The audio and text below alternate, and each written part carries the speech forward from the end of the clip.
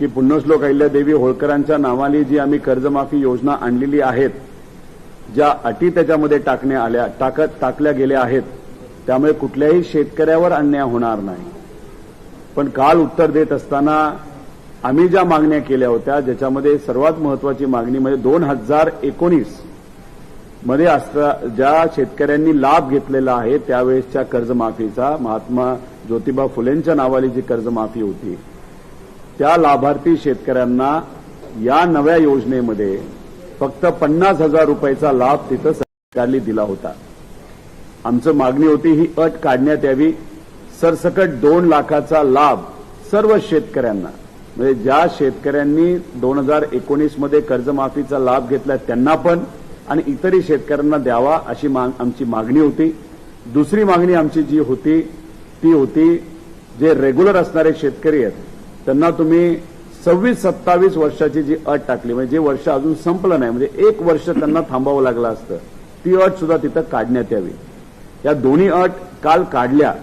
पण जसं मी मगाशी सांगितलं की काही दिवसांपूर्वी देवेंद्र फडणवीस साहेब हे बोलत होते की या अटीमुळे कोणाचंही नुकसान होणार नाही.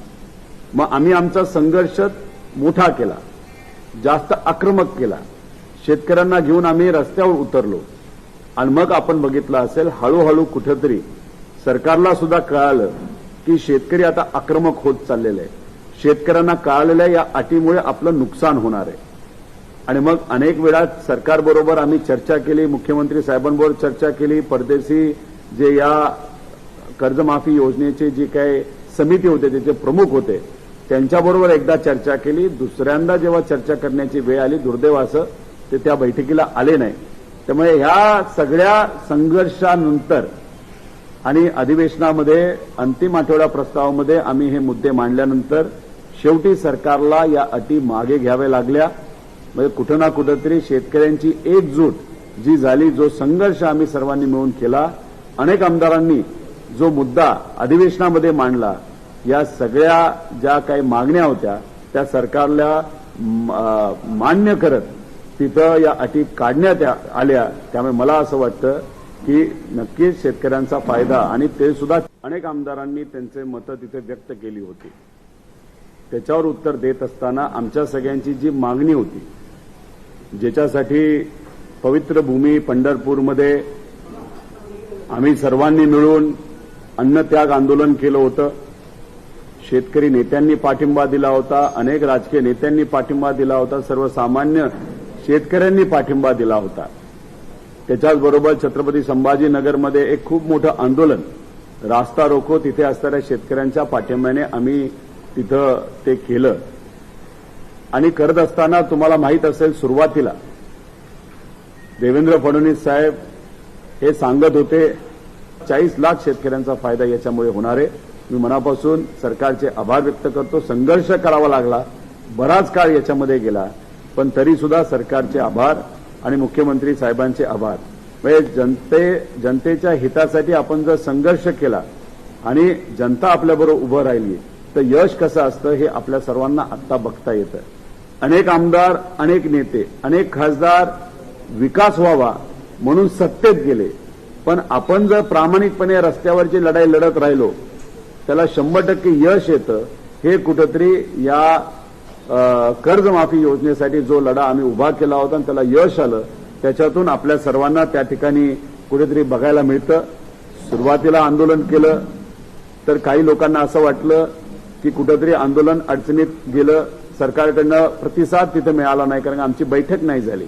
पण तो संघर्ष तिथं न थांबवता तो आम्ही पुढे घेऊन गेलो आणि मग छत्रपती संभाजीनगरमध्ये तो संघर्ष अजून आक्रमक केल्यानंतर सरकारला हा निर्णय त्या ठिकाणी घेता आला.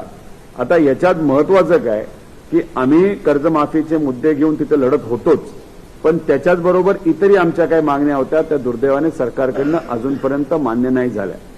एक तर ज्या पीक विमा योजना आहेत त्याच्यामध्ये 4 ट्रिगर काढण्यात आले, ते परत आणण्यात यावे अशी आमची मागणी. त्याच्यासाठी आम्ही लढा असाच कायम तिथं पुढे ठेवणार आहोत.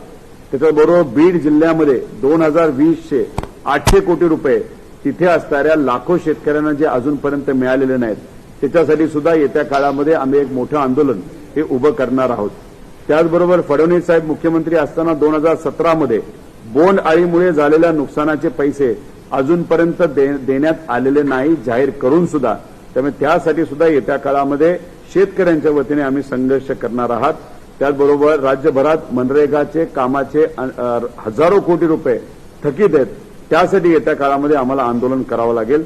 त्याच्याचबरोबर राज्यातील अनेक शेतकऱ्यांना दिवसा वीज मिळत नाही आणि जी काही वीज मिळते ती तिथे जास्त तास मिळत नाही. त्यासाठी सुद्धा येत्या काळामध्ये आम्हाला संघर्ष हा करावा लागेल. हा शेतकऱ्यांच्या बाबतीतला संघर्ष. त्याच्याचबरोबर ही कर्जमाफी योजना या महिन्या अखेरपर्यंत लागू झाली पाहिजे अशी आमच्या सगळ्यांची मागणी आहे. पण आम्हाला जे कळलेलं आहे की सरकारकडनं आयकर विभागाला काय माहिती मागण्यात आलेली आहे. आता ही माहिती मागण्यात आल्यामुळे अजून विलंब होऊ शकतो. कारण का आपल्या सर्वांना माहिती आहे की लाडक्या बहीण योजनेमध्ये सुद्धा अशा काही विषय जेव्हा आला होता आयकर विभागाकडनं माहिती देण्यासाठी 4 महिने लावले होते. त्यामुळे जर आपल्याला इन्कम टॅक्स डिपार्टमेंट अजून 4 महिने लावणार असेल तर हे आम्हाला चालणार नाही. शेतकऱ्यांच्या वतीने त्या विषयासाठी सुद्धा मग येत्या काळामध्ये आपल्याला लढा हा लढावा लागेल. त्यामुळे आज तुमच्या माध्यमातून इथे आम्हाला एवढंच सांगायचं होतं की जो संघर्ष आम्ही केला आणि तो संघर्ष करत असताना अनेक लोकांनी सांगितलं की सोन्याचा चमचा घेऊन हा माणूस काय उपोषण करतोय, आमच्यावर बऱ्याच टीका झाल्या, नोटंकी करतोय. पण मला असं वाटतं की लोकांच्या हितासाठी जर हे लोक कुठल्याही संघर्षाला कुठल्याही आंदोलनाला नोटंकी म्हणत असतील तर मग अशी नोटंकी करायला काय हरकत आहे जेणेकरून सामान्य लोकांना त्यातून फायदा होत असेल. त्यामुळे हे काही आमच्या संघर्षाला बोलले तरी हा संघर्ष हा लढा विविध लेवलला आम्ही त्या ठिकाणी लढतच राहणार आहोत. हे झालं शेतकऱ्यांच्या बाबतीत. त्याच्याचबरोबर युवांच्या बाबतीतला एक महत्वाचा एमपीएससी विद्यार्थ्यांचा जो प्रश्न